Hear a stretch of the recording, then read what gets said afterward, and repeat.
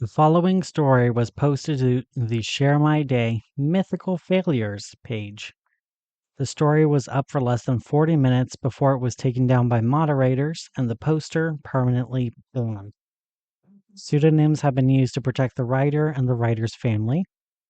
While the writer's sentiment is hardly unique, it is one that is rarely shared in the modern world. Cycles of cynicism, cruelty, pessimism, and expecting the worst from everyone has left people scarred and scared in ways they don't even know that they are hurt. So even though the original writer was banned, I have contacted them and connected them to similar like-minded heroes. Those who believe the world can be better than it is now, and those that don't believe the world is doomed. Those that believe that humanity can still be spared. Hello, fellow myths. I have been following this forum for over 5 years now, back when I was in high school and all the way through college. I've even made a few different posts that I'm sure are well known, such as pointing out that Birthstone's blood coating the people she saved from St. Peter's Tower was a biohazard, or how I made a post about how the Pacific warlord only saved 4 out of 5 workers on the Enclave deep sea oil rig during the explosion just last year. Even the more popular, but rude, topics like, does Sentinel wear armor during sex? While I have had a lot of fun over the years, and I still agree with the sentiment that heroes need to take personal responsibility, and that we need better infrastructure to deal with villains and disasters, other than relying on a few overworked eximi, something happened to me over the last week that affected how I view the most popular sentiment on this forum. As you probably know and can see on the pinned message on the top of the forum, if you can't save everybody, then you save nobody. A quote from Clio Urania Barton, the founder of the Vanguard. Of course, back then, it was a call to action for the first of the volunteers, Vanguard, and others who wanted to help people during the darkest hours in modern history. That quote may have once been a call to action on the Mythical Failures forum, but it has turned to something else. I remember about the post that discussed casualties of a hero's actions versus the amount of people they saved. I remember us offering links to counseling groups or therapists who could specialize in assisting former guests of the Fae, lawyers who could help them get out of demonic contracts and immoral NDAs. There was success. There was failures. Well, there was people reaching out for support in a world that was against them. We had something good. But things started to change. I don't know where exactly it began, but I believe it started with jokes. A picture of Sentinel from a local newspaper seemingly running towards the camera. I don't even remember what the news was about, but I remember the meme. A slight edit to Sentinel's eyes to make it look like they are glowing, and words on the bottom. Last thing seen by a teacher. It was edgy, it was dark, it was perfect for the internet. I don't even know if it was true or not, but the explanation for it was during a fight between a child killer and the Sentinel, he killed a teacher. The meme and its explanation blew up and even reached local news. It wasn't until weeks later that it was revealed that the teacher was the secret identity of the child killer.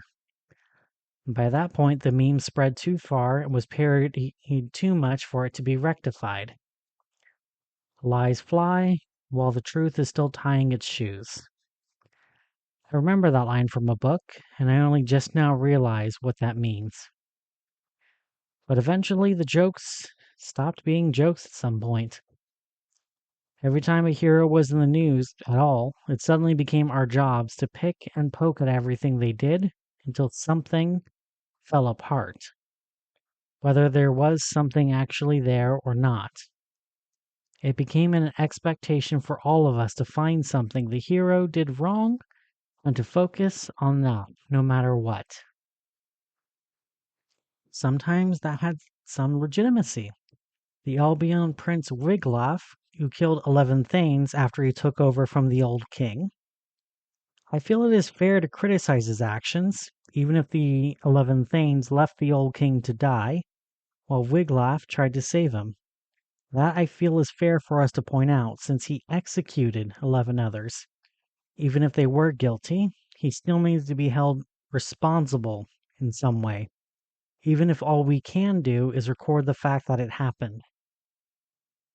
Then there were those that were a lot fuzzier, like the bridge collapse in New Light in the Sunset Republic. The bridge was collapsing with thousands of people still on the bridge, and the local heroes, Nova Team, saved everyone who was on the bridge.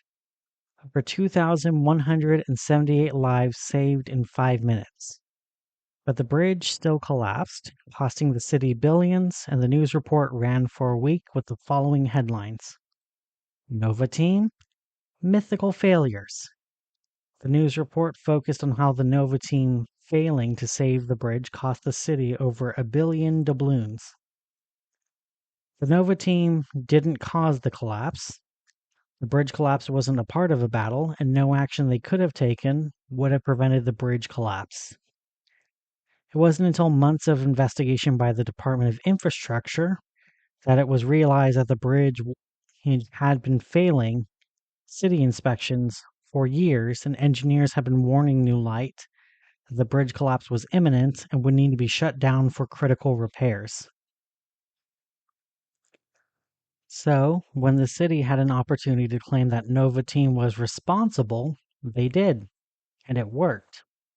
The term mythic failure became so popular, we renamed the forum from Great Power, Great Responsibility to Mythic Failures.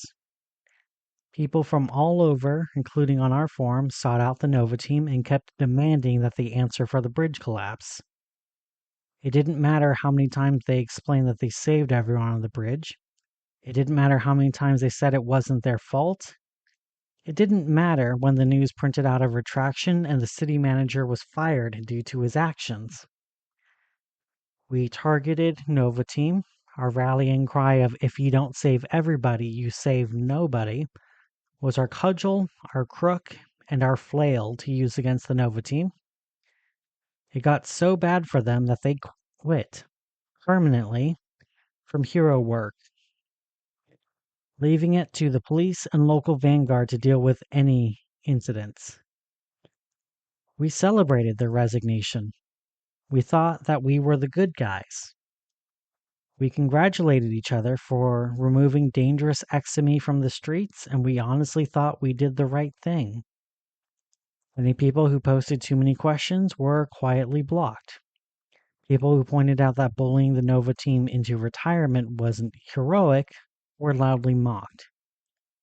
And in those days, our target changed into getting more and more heroes to quit. And we would go to great lengths. When Cassius Knox, the old war hero who killed the tyrant during the Great War, was doing fundraising for veterans of the Great War, we were the ones who kept calling him a war criminal and traitor. Graffiti, vandalism, protests, even going so far as to publish where his grandchildren live, tell them that they were killers for being related to a killer. The line of reasoning used by many was that Cassius was the tyrant's cupbearer, and he assassinated the tyrant, ending the Great War. But because he betrayed his ruler, that made him a war criminal. There was those on the forum that pointed out that we were just repeating old lines from the Cabal, that most of our governments either opposed the tyrant or were actively subjugated by him, so Cassius saved billions by slaying the tyrant. They were banned so quickly that their messages didn't spread. By that point, the moderators weren't just watching to make sure things were ad-friendly. They were also making sure that everyone was having the correct opinions on all recent news. Cassius was a war criminal because he killed his boss. We weren't allowed to discuss the fact that his boss was a villain with the blood of millions on his hands. He was a war criminal because the ones in charge of the forum said he was a war criminal. When a small-time hero in a small town was doing public service announcements about reading, writing, and to not litter in the streets, we were supposed to flood every PSA calling him a government puppet for doing PSAs. We were asked to infiltrate the forums of young Eximi who were asking for support to convince them that it was better to hide that part of themselves. We were saying things like, "You don't need to be a hero to be heroic," or "Your power is too great to control. Better to keep it away than hurt someone accidentally," or "Don't mutilate your beautiful body to change yourself." Or a favorite that was often used, "If you have to wear a mask, then it isn't the real you." Anything to keep the Eximi from trying to be heroes. Sometimes we would try to persuade them they would be helpful in jobs like construction, firefighting, or any other work the abilities could be helpful in. Except the forum would also mock Eximi who weren't heroes. Those who lived openly with powers and who held normal jobs. Ryan Ree, the teleporter who delivered pizzas for a living. I remember that us making memes about him wasting his powers delivering pizzas when he could be saving lives with that ability. And then there was the news segment that when he was a teenager that he wanted to work for the Vanguard, but one of his online friends told him he could live a better life delivering pizza, since even with teleportation, he would be a danger to others. Or that construction worker with super strength who could do the work of an entire construction company. We kept pointing out that he replaced an entire team and that dozens, if not hundreds of people were out of work because of him. We kept finding examples of Eximi living non-heroic lives and kept pointing to them as taking away jobs from normal people. We weren't even supposed to call them exoteric or the old-fashioned term of typicam. Suddenly, we were normal or real people. And they were something else. Even when most of the world moved on to moving exoteric a long time ago. That part was quietly ignored by the forum. No one needed to say that was our doing. No one wanted to celebrate it, even though it was an Eximi living a life exactly the way we tried to tell them to live. A quiet, non-heroic life, using great power for mundane tasks. And here we were mocking them for not living up to their potential. The hypocrisy couldn't be discussed nor explained. We were saving the world with our actions, or so we thought. And I kept trying to ignore the hypocrisy or the paranoia that I would say the wrong thing, post the wrong link, or say a meme that would get me kicked out and lose everything that I have. I have the job I have now because of friends I made on here. My university career is because of a letter of recommendation I got from a fellow member of the forum, and I am afraid I will lose them both. But after what I have seen, I do feel the need to speak up. You have probably heard about Hurricane Ishmael. It struck in Craven County in Imperial City, including my own town, Lighthouse, a small seaside town who was famous for, you guessed it, its lighthouse. No more than 300 people in town. We got the hurricane warning and we sheltered. The worst of the storm was south of us. We expected some extra rain and some heavy winds, but we survived hurricanes before. We thought we could handle just another one.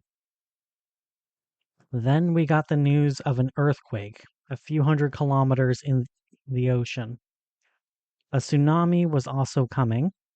The odds of both a tsunami and a hurricane occurring at the same time are incredibly low. But with climate change, it also means that unlikely to happen was rapidly becoming inevitable. We couldn't evacuate in time. The hurricane meant that the roads out of town that could be used were already busy with evacuating from more populated towns in Craven County. And heading to high ground, which is what you do for a tsunami, is not how you survive a hurricane. And then there was the fact that we only had minutes until the wave hit.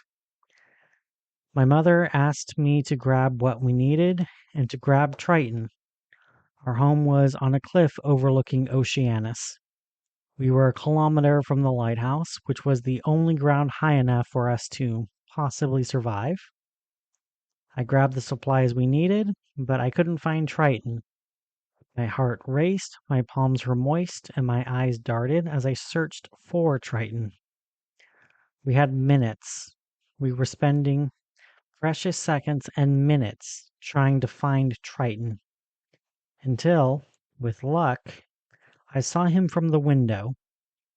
Triton was looking at Oceanus in the storm, his hair ruffled by the breeze and his clothes soaked by the storm. He always loved the rain, but he never went outside during dangerous weather before. He always listened to our mother, but he was looking out over Oceanus like he was mesmerized by it. I didn't have time to try and persuade Triton. He was only 5, so I grabbed him in my arms. I wasn't trying to look at Oceanus, but I could see that the water was retreating from the shore.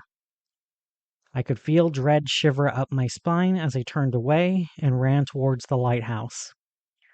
My mother leading the way while I carried Triton in my arms. He was turned towards Oceanus, still mesmerized by it while he was carried. Then came the roar. It was like all of Oceanus's rage was arriving in that wave. It screamed behind me like a banshee from hell. Still, I ran after my mother. The lighthouse only a few hundred meters away. Even when dread froze my spine, terror pumped my legs. Step after step pushed towards safety, perceived safety just steps ahead. As my mother ran the quickest she ever ran in my life, and I ran after her. I could feel Triton's right hand let go of my neck, and I could feel him reaching out to the wave behind us.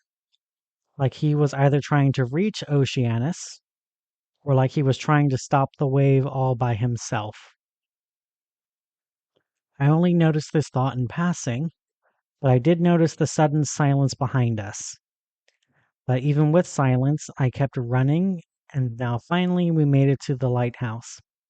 The lightkeeper, Mr. Wick, opened his door for us, waving us forward, but he wasn't focused on us, his wide, terrified eyes staring behind us as he let the 3 of us in, and he slammed the door behind us. All of us sprinted up the stairs to where the light was kept. When we were there, I could finally see what was behind us that brought Mr. Wick to shock. There was a wave behind us. It crashed over the cliff and it destroyed the house. But halfway between the house and the lighthouse, the wave was stopped in its tracks. I would have thought it was somehow frozen suddenly, if not for the fact that I could see the water moving with fish and sea life inside. A supernatural aquarium that looked like something from a dream. Triton, are you doing this? Our mom asked him. He was still facing towards the wave, his hand extended out like he was calling to it, or like it was calling to him. He gave a very slight nod. Triton never spoke, but he still communicated with us in his own way. He was focused on the wave. Whatever power he had controlling it, it was requiring his focus. Can you push it away? He shook his head. Is it going to go away on its own? He shook his head again. What should we do? She asked him, and with his remaining hand, he fingerspelled for her. He was still learning, but he was well enough to communicate his needs. Bring down here in light house. Protect Here, he signed, his left hand forming the letter H while he shook it up and down. Hurry, he signed. And after that moment, Mother turned to me, and she looked me straight in my eyes. A look I recognized, a look she gave me over 6 years ago when I gave her the news. The only time in my entire life that she looked hurt and betrayed. The tears in her eyes and the shake in her voice as she told me if that is what made me happy, she would support me. The agony of watching her daughter deny a part of herself, and knowing that if she wanted to be a supportive mother, then she would have to pretend that part of myself didn't exist. Here I could see the contradictions play out on her face. The desperation and also the pain of knowing how much of what she was going to ask was going to hurt. He didn't need to put it into words. She wasn't the kind of mother who ever even thought about asking what she needed to ask. She still knew she had to, or a lot of people were going to die. Atalanta, please, help them. You're the only one who can help them. I know you said you never would, and I know you didn't for 6 years. I have never asked you to do this for me. I have never wanted to ask you to do this for me. We don't even have to use the word. Promise. Whatever it takes to make it right afterwards, I will do it. I will make it up to you. I will never ask you again. Mom, I can't. You know why I can't? Atalanta, they won't make it without you. What if I hurt someone? What if I kill someone? What if I make the wrong choice? Atalanta, they will die if you do nothing. They will be hurt whether you help them or not. And making no choice is still making a choice, she told me, and I let her words resonate with me. I knew she was right, but I still could feel the razor wire around my heart. The fear of doing the wrong thing. If I did nothing, then I would be just another survivor, another person powerless before the wave. Just another normal person. The moment I decided to fight back, the moment I decided to help others, I wouldn't be a survivor. I wouldn't be a victim. I wouldn't be someone who could afford to make a single mistake. I would out myself, and every single action, reaction, word, emotion, and thought would be judged by every single person. I would have no anonymity. I would have no privacy. I would have no space. I wouldn't be Atalanta of Lighthouse anymore. I would be Atalanta, the Exime, a hero. Being a hero would mean I would just be another mythical failure. In that moment, though, with razor wire around my heart, I shut out everything around me. My eyes closed, my thoughts turned inwards, even the sounds around me quieted. Every breath I took filled my lungs with freezing electricity, surrounding my heart and then pulsing from it, filling my body with a sense of lightness and power I haven't felt in over 6 years. The world was silent except for my heart, the beat, my breath, the song, my steps, the rhythm. When my eyes opened again, I felt long forgotten power again. The razor wire was not even a memory. My mother, my brother, and Mr. Wick were frozen now. Not frozen cold, frozen in time. My own body, lightweight, cool, and connected. When I was young, I called it synchronization. Every part of my body moved with ease and connection. My mind finally able to focus not just on one task, but many tasks at the same time, like a grand orchestra, processing everything around me in parallel while I moved through the world with impossible speed. I don't know if the world actually froze when I used my power, or if it was my brain processing information so quickly that it felt like that. I ran down the stairs, drums against the metal steps. Despite my impossible tempo, this took less energy than running earlier. Running earlier was intentionally forcing my mind into its lowest volume, intentionally forcing my song so quiet it might as well not be there. But in this moment, while I left the lighthouse, running through town looking for others, I felt free and true. House after house I searched, listening to a song that only I could hear, listening for the bells that told me there was others. Whatever or whoever I touched moved at the same speed frame as I did. When I let go, it moved normal speed again. What I touched were brought into my song, but they couldn't hear the song.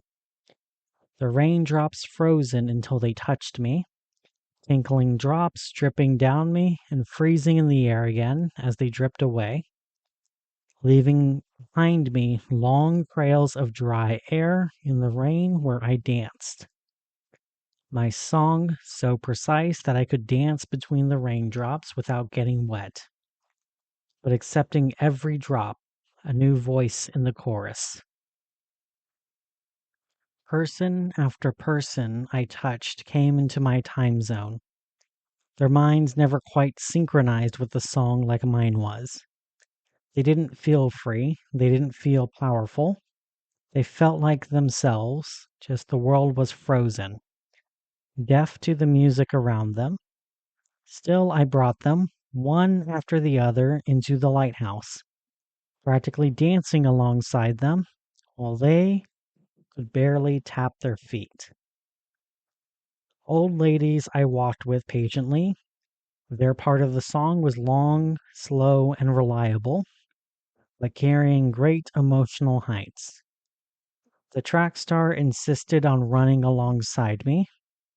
His beat was discordant and loud, insistent that loud and quick meant the same as good. We ran hand in hand, my song making the air itself my dance floor. Every jump, a pirouette that only came down because I wanted to come down. The track star moved as quickly as he could. He could not hear the song, but his eyes could see the dance, and it inspired. For the children in the school, we had everyone hold their hands in a long line.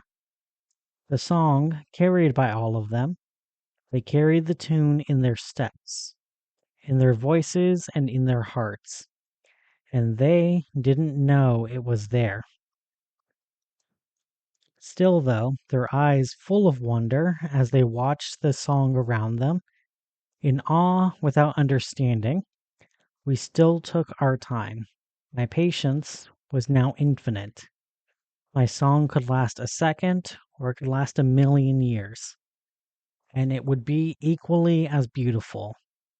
There was no rush, not for me, not anymore. I was free from time, free from space, free from humanity. After the last resident was brought in, I closed my eyes again, and I slowed the pulses and electricity in me. The song slowed, but it didn't stop. The song diminished, but didn't pause. My song now flowing around me and not through me. I slowed my mind and let go. It was like falling asleep and being aware of it, feeling your limbs grow sluggish, your heart slow, and your mind let go. The exhaustion caught up to me. My muscles were sore, my mind haggard, my tongue dried, my stomach empty, my bladder full. I spent hours in a frozen world, and while it froze, my body needed for nothing. And when I left that frozen world, my body's needs caught up with me. The end of a grand symphony, and all of the exhaustion that came with it. My mother caught my hand before I could fall. I looked into her beaming face. I knew you would do it, she told me as Triton kept watching the wave.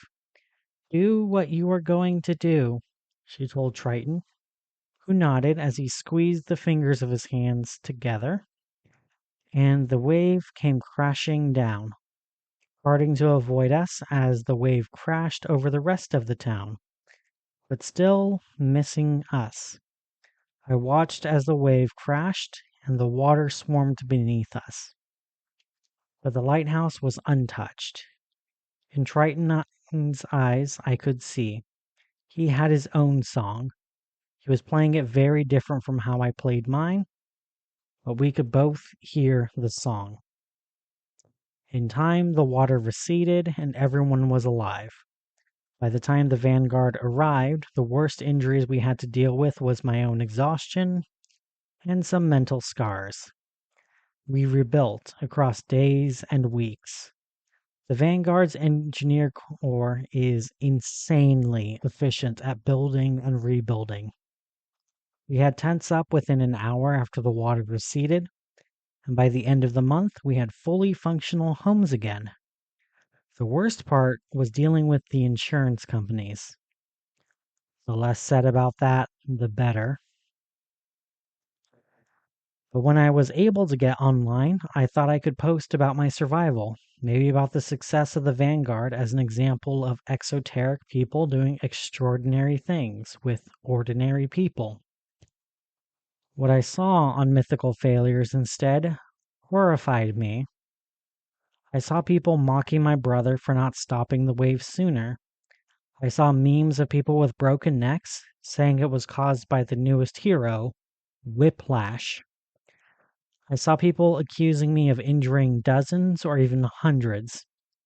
Some said that I caused sonic booms creating the storm. They didn't know my name. They didn't know what I did. But they were so certain that I did the wrong thing. I was a joke for it. Our town's suffering was the joke. In that moment, I realized that we weren't doing anything right. If we ever did anything right, it ended years ago. Now I could see how different the forum is from the real world. My neighbors thanked Triton and I for saving their lives while you post, "Thanks a lot," over images of gore and injury. My brother and I help rebuild homes, both with and without powers. You meme about how heroes were home wreckers. I watch how the Vanguard, an organization that explicitly bans anyone with powers because of lobbying, rebuild a town in a practically no time at all. Progress made every day that we could all see and help with. On here, you only post the same memes and pictures and pretend that it makes the world a better place. At first, I was angry. I was furious. My friends who I met and built relationships with across the years decided I was just another disaster, that I was a mythical failure, not their friend. Then I realized that maybe you just need to hear my side of the story. So I did the second bravest thing I ever did in my life, and I took the time to share my story with my friends. I am hopeful you will see my humanity and see who I am. Maybe you just need someone to share their own side of the story. Maybe my friends will stand up for me when they realize that I am not a mythical failure, but I am one of you. I was here for your funerals, your marriages, your christenings, your gender reveals, your birthdays, and your graduations. I was there for all of you through your worst and through all of your best. So all I can ask is that you read my story thoroughly and understand who I am. And if you have questions, feel free to ask them, and I will answer them to the best of my ability. I believe we can make the world a better place. Together. When the post was deleted and the user permanently banned, no questions were asked and there were hundreds of downvotes. The Mythical Failure Forum stands to this day, but it now also holds a lot of posts discussing theoretical ways to disable or even kill alchemy, esoterics, and enigmas.